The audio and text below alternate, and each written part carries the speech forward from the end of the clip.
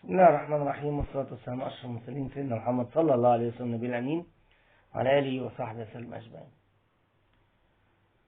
أنا كطبيب كنت عايز أقول رأيي في الدكتور ضياء العودي رحمه الله. دكتور ضياء كان الدفعة اللي قبلي، يعني هو أكبر مني بسنة. دكتور ضياء على حسب كلامه هو مولود 24 مارس 1980، وهو دفعة 2003 جامعة عين شمس. أنا دفعة 2004، هو قبلي بدفعة. فكزميل جامعة، وأنا نفس الجامعة، وزميل مهنة، وأخي الأكبر، رغم إن أنا لسه ما عمري ما شفته غير في الفيديوهات بتاعته. والحقيقة أنا تابعته يعني مع المذيع محمود سعد، واستعجبت جدا بكلامه. بعد كده الواحد لهيته الحياة وما استمرش يبص على نظامه لغاية بقى الأيام الأخيرة اللي حصل فيها اللي انتوا عارفين.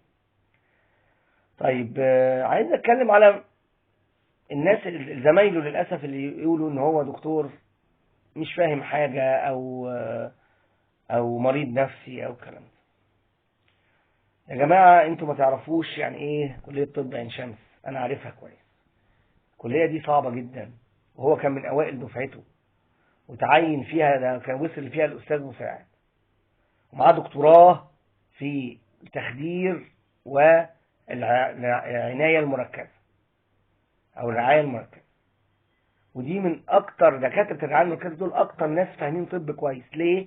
لأن لازم يكون عارف كل السيستمز أو كل الأنظمة عشان يقدر يعالج الناس اللي في الحالات الحرجة دي، ما فيهاش أي لعب. كل التفاعلات الدوائية، كل ال ال الحاجات اللي ممكن تدخل مع بعض، لأن ممكن يكون بياخد 50 دواء. كل اللي يقدر ياخدوش، اللي كان بياخده قراص ازاي يعوضه له في المحاليل. فأكبر يعني هو كشطارة شاطر جدا ونبغى، وأكتر ده واحد دارس وفاهم. لأن مش أي حد يدخل ياخد دكتوراه رعاية مركزة في جامعة عين شمس، جامعة من الجامعات اللي بالسهلة قوية جدا، من أقوى جامعات مصر. فهو مش فاهم، لا فاهم، مجنون، عنده حالة نفسية، لا ما فيش الكلام ده. تمام، احنا بنقول شهادة قدام ربنا سبحانه وتعالى. طيب، النقطة الثانية،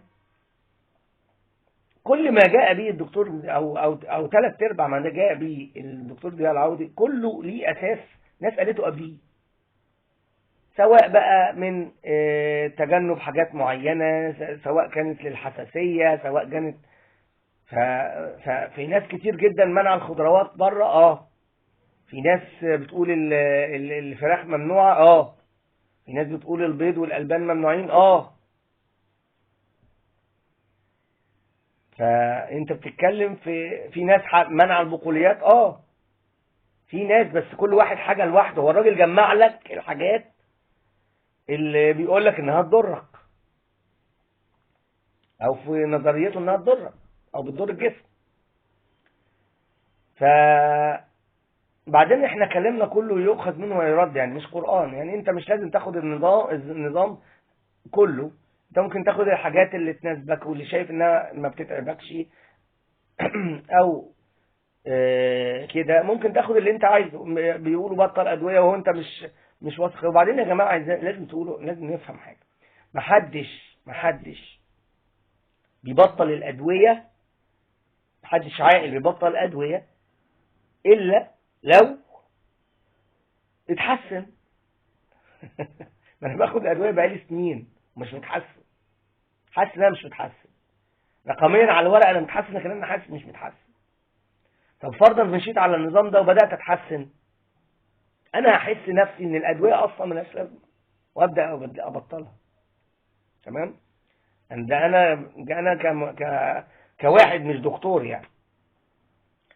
طيب، ثالث حاجه، ما تلموش بقى اللي عايز يجرب، اللي عنده امراض كتير ضاقت بيه السبل يعني، والعلاج ما بيجيبش نتيجه اصلا.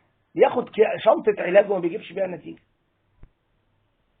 ايه المشكله؟ ده اسمه مضطر يدور يجرب. طيب، اللي عايز، اللي عنده مرض وما عندوش فلوس مقدرة ان هو يجيب الدواء اصلا، ما هو ده مضطر، ما يجرب. يعني كده كده انت مش هتجيب دواء، معيش اجيب دواء، اجرب. ما تلموش بقى على اللي بيجرب. وفي الاخر الراجل كان مجتهد وبيجتهد، واتحارب بطريقة كبيرة جدا في مصر لغاية ما مشي بره مصر. والراجل ايا كان سبب وفاته ربنا اللي اعلم بيها، ولكن الراجل اتم رسالته، ونظامه واضح للجميع، هو نظام ممنوعات في الاكل. انت لو تحسنت عليه ممكن تبدأ توقف العلاج تدريجيا مع دكتور، ما تحسنتش خلاص انت ما خسرتش حاجة. نسأل الله تعالى ان يعلمنا ما ينفعنا وينفعنا ما علمنا، والسلام عليكم.